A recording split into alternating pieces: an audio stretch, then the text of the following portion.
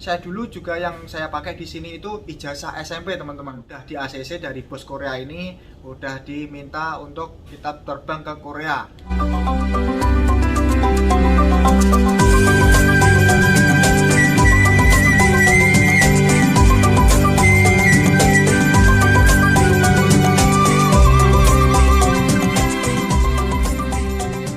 Assalamualaikum warahmatullahi wabarakatuh. Halo teman-teman semua, jumpa lagi bersama saya Rodisi, TKI Korea yang sangat kreatif sekali.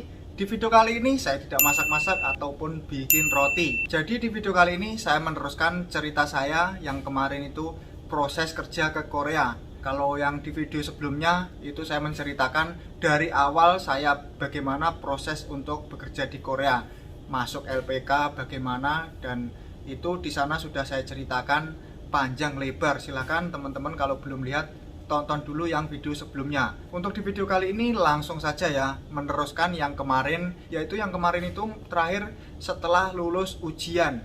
Nah, jadi ini teman-teman, setelah lulus ujian itu kita untuk proses ke Korea tidak berhenti sampai di situ, tapi masih ada proses-proses selanjutnya. Apa saja selanjutnya? Bagaimana sih pengalaman saya dulu setelah lulus ujian? Apa saja yang saya lakukan? Dan mungkin juga persyaratan-persyaratan ini masih tetap seperti yang dulu. Setelah ujian kita udah ada pengumuman, udah lulus. Ini semisal kalau udah lulus ya, yang saya ceritakan yang udah lulus. Nah, kalau yang belum lulus bagaimana? Ya kita harus mengulang lagi teman-teman, otomatis mengulang lagi. Saya dulu juga 2 kali ujian, karena pertama tidak lulus, saya tidak fokus untuk belajar. Setelah itu tahun berikutnya saya ikut lagi dan saya fokuskan untuk belajar. Nah, alhamdulillah bisa diberikan kelulusan. Setelah kita lulus itu, perjuangan untuk bekerja di Korea belum selesai, belum berakhir. Jadi kita masih ada tahapan-tahapan lagi, yaitu tahapan sending data. Bagaimana sih sending data itu? Apa saja persyaratan-persyaratannya? Ada di sini. Ini ya. Untuk sending data ini ada yang mengisi formulir. Nanti dikasih formulir gitu, apa saja isinya.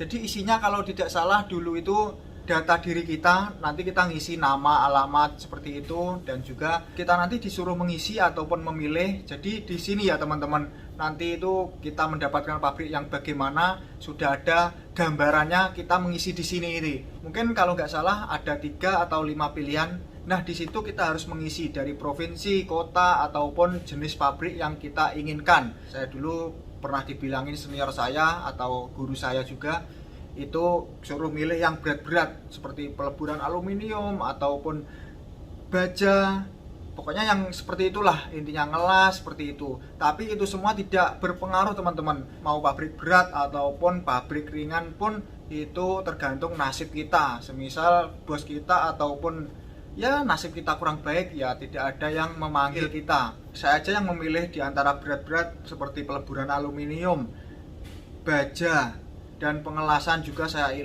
isi. Yang seperti itu saja saya masih menunggu selama 1 tahun. Jadi itu semua tidak berpengaruh, mau pabrik ringan mau pabrik berat itu tidak berpengaruh, tergantung nasib kita. Dan kita harus banyak-banyak berdoa teman-teman, biar bos-bos yang ada di Korea nanti cepat mengambil data kita. Ini nanti data kita dikirim ke Jakarta BP2MI dan langsung dikirim lagi ke HRD Korea. Nanti data-data kita itu yang udah kita isi semuanya, data-data tadi itu nanti akan disodorkan ke bos-bos atau sajangnim yang akan membutuhkan karyawan. Semisal bos saya di sini membutuhkan karyawan dari Indonesia, bos saya nanti akan disodorkan data-data yang udah teman-teman pilih, atau teman-teman semisal milih peleburan aluminium tadi dan baja, itu nanti mungkin juga masuk di bos saya.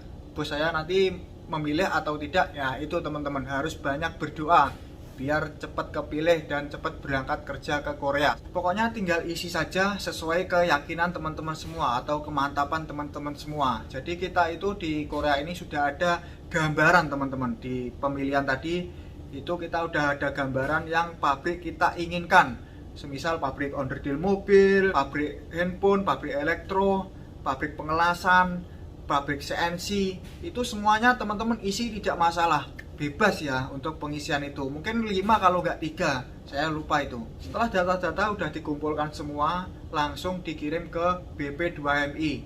Setelah itu dikirim ke Korea untuk di sodorkan ke bos-bos tadi. Nah, setelah udah selesai, udah sending data, udah semuanya, tugas kita ngapain lagi? Ya, kita harus menunggu lagi. Menunggu yaitu proses preliminary.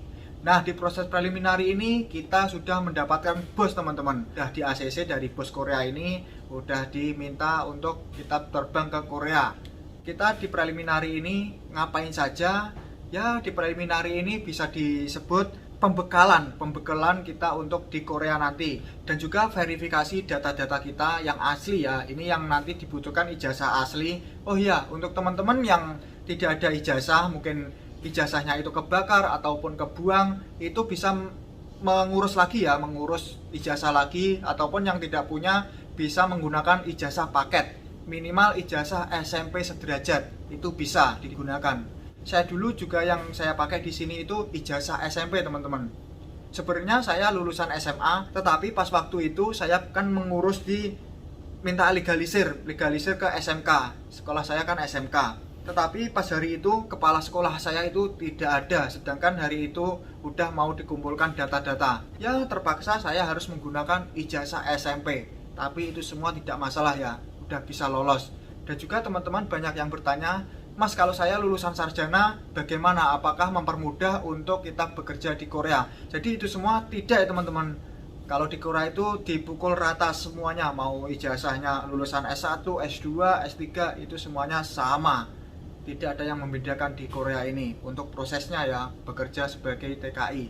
Selain kita membawa data-data asli seperti ijazah tadi, kita harus membawa uang. Untuk apa uangnya ini? Uangnya ini nanti untuk medical, untuk apply visa, untuk pesawat, akomodasi selama tinggal di BP2MI. Untuk pemula biasanya kurang lebih itu 1 minggu preliminary ya. Pokoknya intinya itu pembekalan dan juga verifikasi data-data kita. Harus yang asli ya, teman-teman. Kalau saya dulu preliminary itu 1 minggu. Pagi jam 4 sholat subuh udah harus bangun, langsung jam 5 itu kita persiapan untuk olahraga senam pagi ya, biar sehat. Kita itu di sana harus senam, membawa pakaian olahraga juga. Setelah olahraga nanti disuruh mandi jam 6 kalau nggak salah, jam 6 atau jam 7 gitu. Lanjut makan pagi. Setelah itu ada pertemuan di aula ataupun di gedungnya itu. Ya pembekalan nanti diceramain apa-apa itu ya sampai jam siang. Nah setelah siang kita istirahat, makan siang. Pokoknya sampai malam, kalau nggak salah saya dulu itu jam 8 malam baru istirahat. Jam 8 atau jam 9 seperti itu. Selama 1 minggu. Oke, setelah 1 minggu udah beres semuanya, udah aman semuanya. Dan di hari terakhir biasanya ada medical check up. Nah, di medical ini sangat penting juga, teman-teman. Semisal kita tadi udah lulus ujian, udah lulus semuanya, tetapi di medical ini kita gagal, yaitu semuanya gagal. Jadi, kita harus jaga benar kesehatan. Oke, setelah itu udah selesai semuanya, udah beres, aman, langsung kita boleh pulang ke rumah masing-masing. Setelah pulang ke rumah, kita ngapain? Ya, kita menunggu lagi untuk proses penerbangan. Nah, ini udah proses penerbangan, teman-teman. Penerbangan ke Korea. Kalau saya dulu setelah proses preliminary 1 minggu ini, saya menunggu lagi 1 bulan. Cepat ini ya, cepat langsung terbang saya 1 bulan, langsung ada panggilan terbang. Wah, saya udah senang banget, teman-teman. Wah, ini akhirnya berangkat ke Korea. Ini alhamdulillah. Ya, setelah sekian lama menunggu, akhirnya ada jadwal penerbangan ke Korea selama 1 bulan setelah preliminary. Untuk penerbangan ini kita juga membawa uang 5 ataupun 7 juta udah cukup itu ya. Mau bawa lebih juga tidak masalah, itu nanti kan uang tetap kepakai saja. Nah, kedua kita harus bawa uang won atau uang Korea. Sampai di Korea kita langsung di medical. Di medical ini jika kita tidak lolos, kita nanti akan dipulangkan lagi. Itu ya gunanya uang saku tadi. Kita harus bawa uang saku setara harga tiket. Tapi jarang banget ini yang dipulangkan.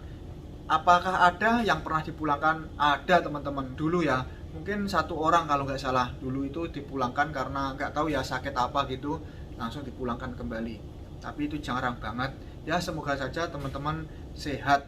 Oke teman-teman, seperti itu pengalaman saya sampai bekerja di Korea ini, sampai terbang. Nanti di video lain saya akan ceritakan lagi pengalaman saya setelah sampai di Korea dan dijemput oleh sajang saya di video selanjutnya. Oke teman-teman, video kali ini saya akhiri di sini dulu. Jika ada pertanyaan ataupun ada request video apa lagi, silahkan isi di kolom komentar. Dan juga jangan lupa kasih like video ini, subscribe, karena subscribe itu gratis, tidak dipungut biaya sepeser pun. Dengan subscribe, teman-teman sudah mendukung saya untuk membuat video-video yang lebih bermanfaat lagi. Oke teman-teman, sampai jumpa di video selanjutnya. Bye.